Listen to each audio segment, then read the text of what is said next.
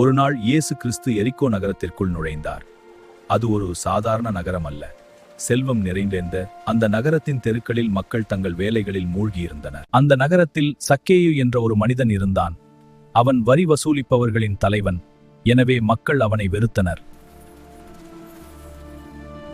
சக்கேயு அவரை பார்க்க விரும்பினான். ஆனால் கூட்டம் அதிகம். மேலும் அவன் குள்ளமானவன். அவன் ஓடி ஒரு மரத்தில் ஏறினான். அப்போது இயேசு கிறிஸ்து நின்றார். மேலே பார்த்தார். அவன் பெயரை அழைத்தார். சக்கேயுவே, கீழே இறங்கி வா. இன்று நான் உன் வீட்டில் தங்க வேண்டும். சக்கேயு அதிர்ச்சி அடைந்தான். இயேசு அவன் பெயரை எப்படி தெரிந்தார்? அவன் உடனே மரத்திலிருந்து இறங்கி மிகுந்த சந்தோஷத்துடன் இயேசுவை வீட்டிற்கு அழைத்துச் சென்றான்.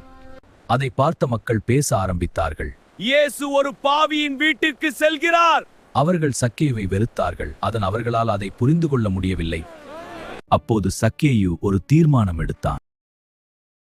கர்த்தாவே, என் சொத்துகளில் பாதியை ஏழைகளுக்கு கொடுக்கிறேன். யாரிடமாவது நான் அநியாயமாக பணம் எடுத்திருந்தால் அதை 4 மடங்கு திருப்பிக் கொடுக்கிறேன்.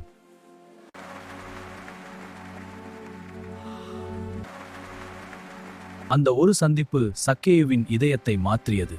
அப்போது இயேசு சொன்னார், இன்று இந்த வீட்டிற்கு ரட்சிப்பு வந்தது. ஏனெனில் இவனும் ஆபிரகாமின் மகனே. சக்கேயு மக்களால் நிராகரிக்கப்பட்டவன். ஆனால் இயேசு அவனை நிராகரிக்கவில்லை. மக்கள் அவன் கடந்த காலத்தை பார்த்தார்கள். ஆனால் இயேசு அவன் இதயத்தை பார்த்தார். ஒரு சந்திப்பு ஒரு மனிதனின் வாழ்க்கையை மாற்றியது. நண்பர்களே, என் வாழ்க்கையை மாற்றியது ஒரு சந்திப்பு. ஜீசஸ் கிரைஸ்ட் என்னை பெயரால் அழைத்த அந்த நாள். நீங்களும் அந்த மாற்றத்தை அனுபவிக்கலாம். என்னுடைய கதை லூக்கா 19ஆம் அதிகாரத்தில் உள்ளது. இது போன்று பைபிள் கதைகளை உயிரோட்டத்தோடு கண்டு களிக்க மறக்காமல் ஜீசஸ் ஹீல்ஸ் அஸ் சேனலை சப்ஸ்கிரைப் செய்து கொள்ளுங்கள்.